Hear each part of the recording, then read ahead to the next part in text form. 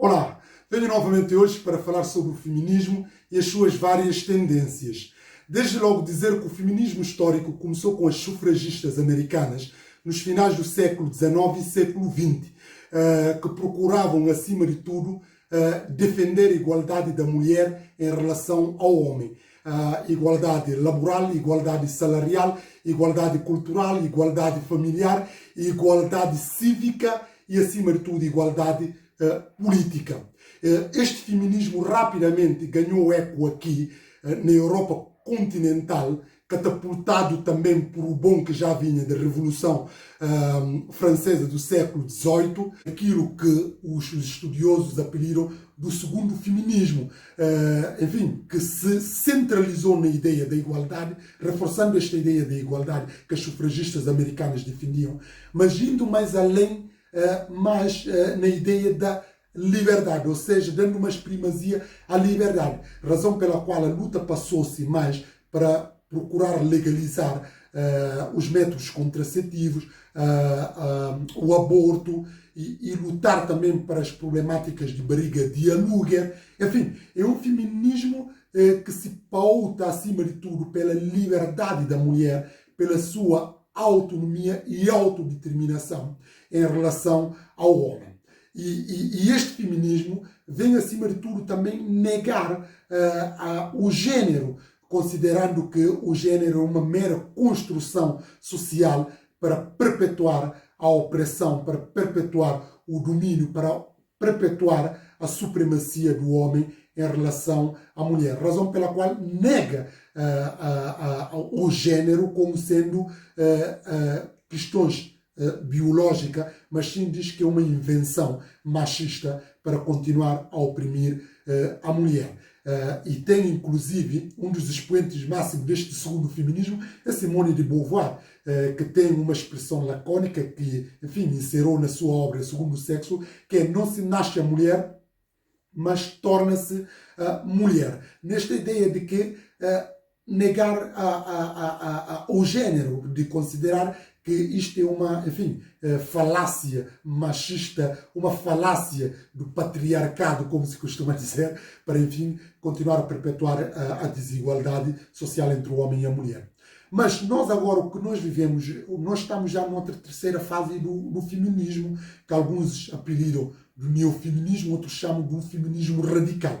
Este neofeminismo é um feminismo que continua com as bandeiras da igualdade, com a bandeira da liberdade, mas dá mais primazia a uma liberdade subjetiva, uma liberdade da mulher poder viver de acordo com bem entender, viver a sua sexualidade de forma despudorada, sem qualquer tipo de censura, sem qualquer tipo de constrangimento, sem qualquer tipo de imposição de terceiros.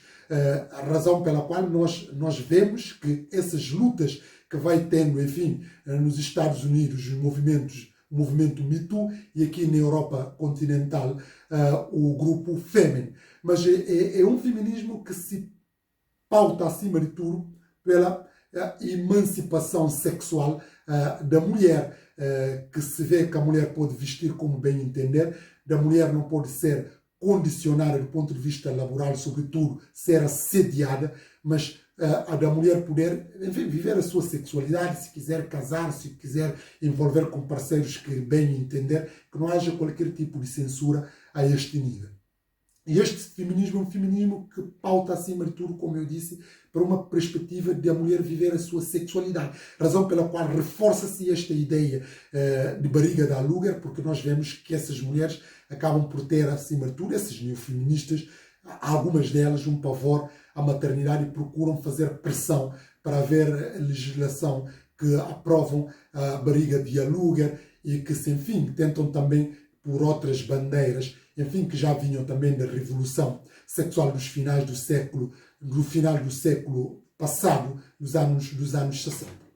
Agora, feito este breve enquadramento, a questão que nós podemos dizer, os prós e os contras, as vantagens e desvantagens do feminismo. Desde logo dizer que o feminismo trouxe muitas vantagens para a sociedade e para o mundo. Desde logo a questão da emancipação da mulher permitiu à mulher ter mais ferramentas ter mais cultura, ter mais meios para poder resistir à opressão que tem vindo a viver ao longo dos séculos. Porque a partir do momento que uma mulher é estudada, a partir do momento que uma mulher é culta, a partir do momento que uma mulher é esclarecida, naturalmente tem também ferramentas para poder fazer boas opções daquilo que pode ser o seu futuro, de não estar condicionado, não estar dependente ao homem e nem sequer rever nessas opressões, etc, etc. Logo disto também é bom.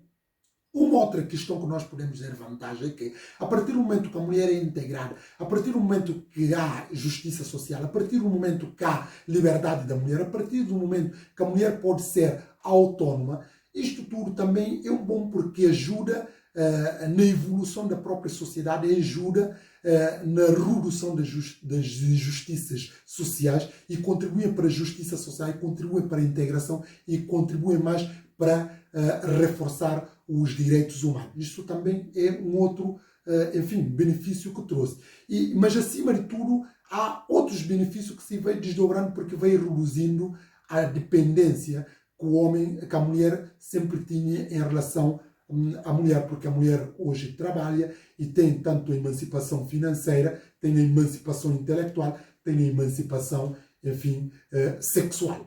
E isto, de uma perspectiva geral, acho que é bom para a sociedade e como nós temos vindo, enfim, esta evolução. É bom, é preciso registar isso. Naturalmente que não são só as feministas que lutaram por isso, porque, como nós sabemos, depois da Revolução Francesa já havia pontes para haver a redução das injustiças sociais que depois veio reforçar com a Declaração Universal da Carta das Nações Unidas depois da Segunda Guerra Mundial em 1945. Mas o papel das feministas é muito importante, muito determinante para acelerar estas evoluções, de modo que é muito bom. Agora, a par dessas vantagens, há também desvantagens que nós podemos apontar aqui. Desde logo, uma das desvantagens é que nós vemos com a emancipação da mulher, com a afirmação da mulher, isso criou uma ruptura, uma desestabilização naquilo que podemos considerar a família tradicional.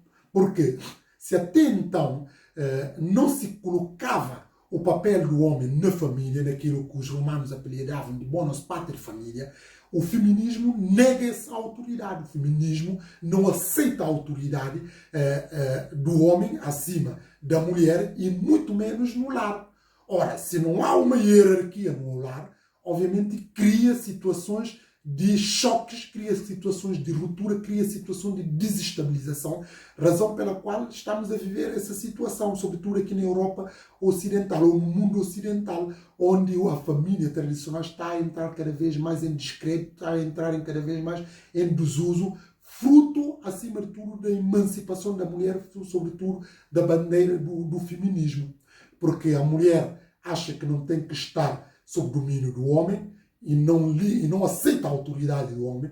E o homem também, que já habituava a ter essa autoridade, não consegue lidar com a afirmação da mulher. Logo, tem havido choque e esse choque vai sempre originando a separação e com prejuízo, como nós vemos, da própria família tradicional. E outra desvantagem aqui que eu posso elencar é a questão do gênero.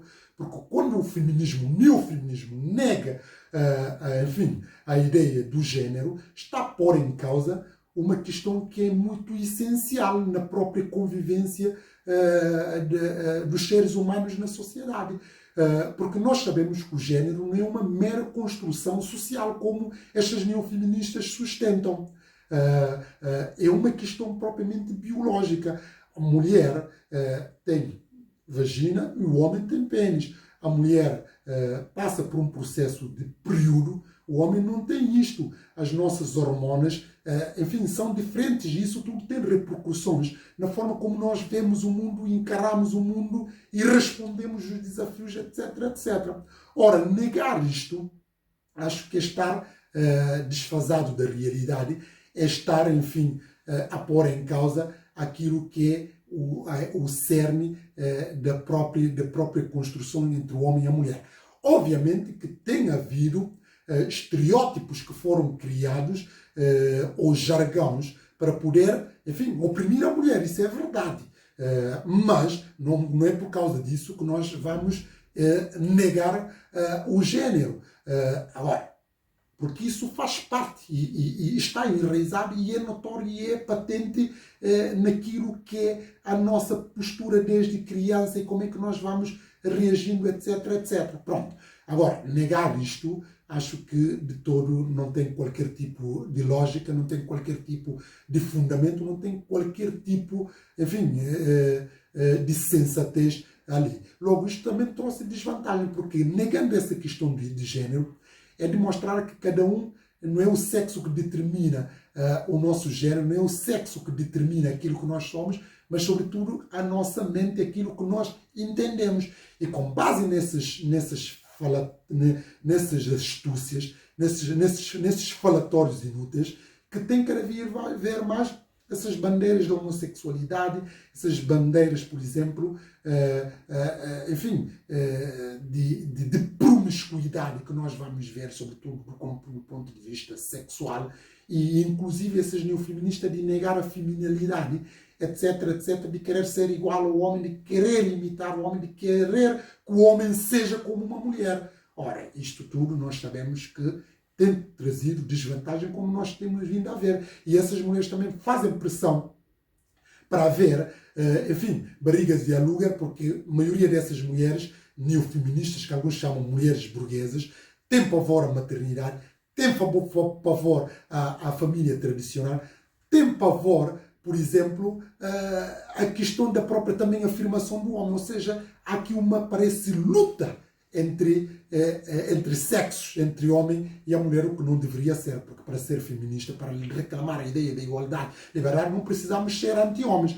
Mas o que nós vemos é que a maioria dessas neofeministas, que são poucas, acabam por ser anti-homens. Ora, isso também é uma desvantagem que eu entendo que não deveria existir. Mas a par de todas essas vantagens e desvantagens, acho que o feminismo trouxe mais vantagem, importante sublinhar isso, trouxe mais a justiça social, trouxe mais a ideia da igualdade, trouxe mais a ideia da liberdade, trouxe mais a ideia dos direitos humanos, razão pela qual é importante registrar isso. Agora, perguntar-me como é que surgiu, então, porquê do feminismo?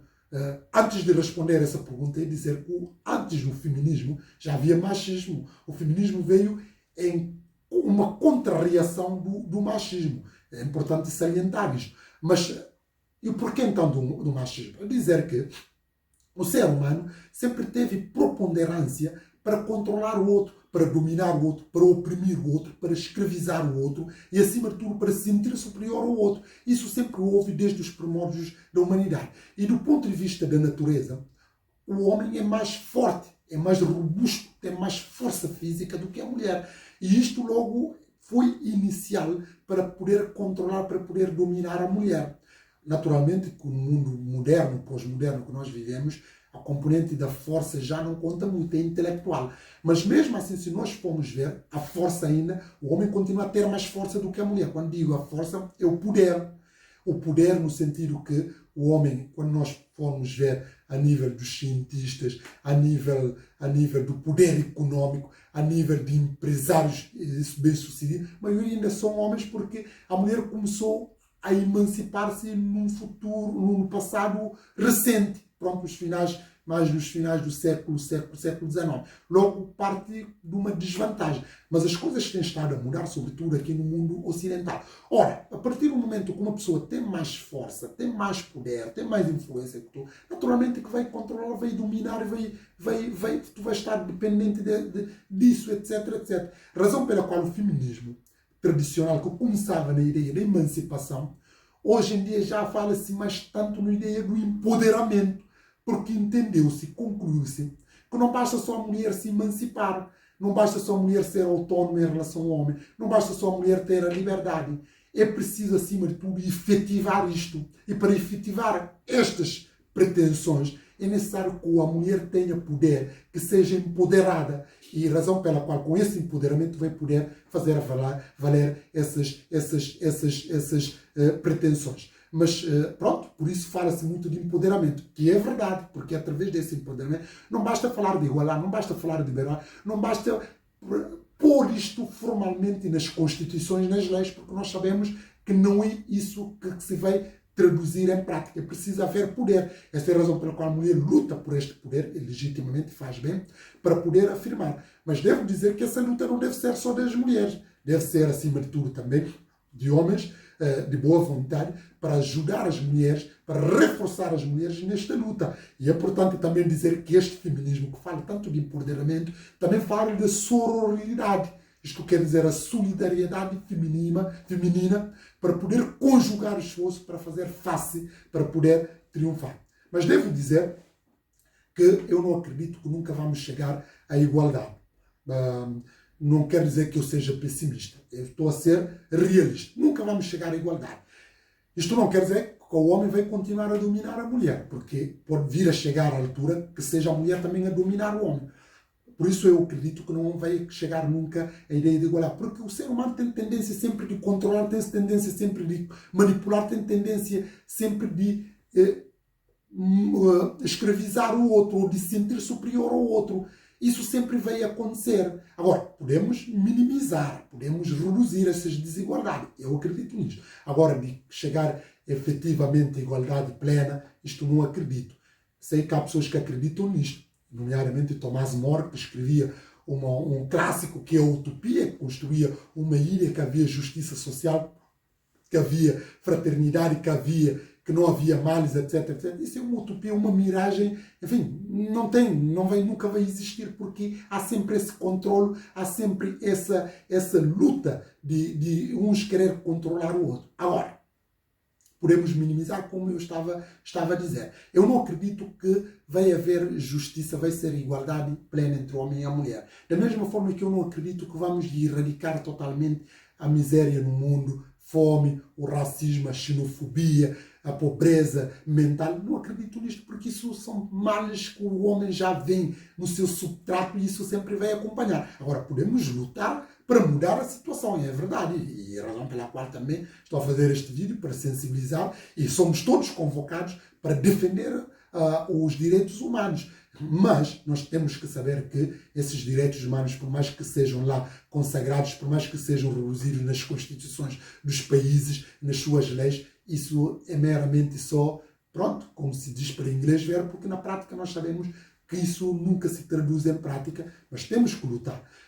E essa luta que eu estava a dizer, a mulher tem que continuar, porque cada vez mais nós notamos que a mulher tem estado a libertar da violência doméstica, tem estado a libertar do casamento forçado, tem estado a libertar, do domínio que o homem tem tido em relação, tem estado a libertar-se, pelo menos do seu flagelo da galopante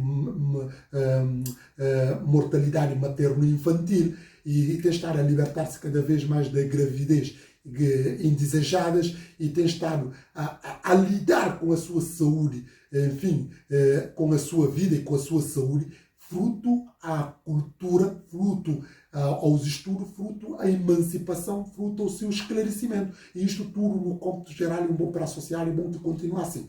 Mas não sejamos, ingênuos de pensar que o cenário vai ser igual. Se vai mudar, a mulher vai dominar o homem. Aliás, como agora alguns homens têm dificuldade de lidar com as mulheres que são emancipadas, e às vezes até algumas queixam, porque sobretudo aqui na Europa, do ponto de vista forense, há cada vez mais uma tendência de facilitar mais as mulheres a esse campo, e os homens sentem isso como sendo uma ameaça. Mas no dia que a mulher conseguir efetivar realmente o seu poder, ela também vai dominar o homem. Isso não tenho margem de dúvida para isso. Mas é importante que haja essa luta, é importante que haja emancipação da mulher, é importante que haja afirmação da mulher, mas essa emancipação tem que traduzir não só emancipação intelectual, emancipação financeira e emancipação sexual, porque só assim, nesta emancipação, que se vai também, reforçando com o seu empoderamento, que ela vai estar plenamente livre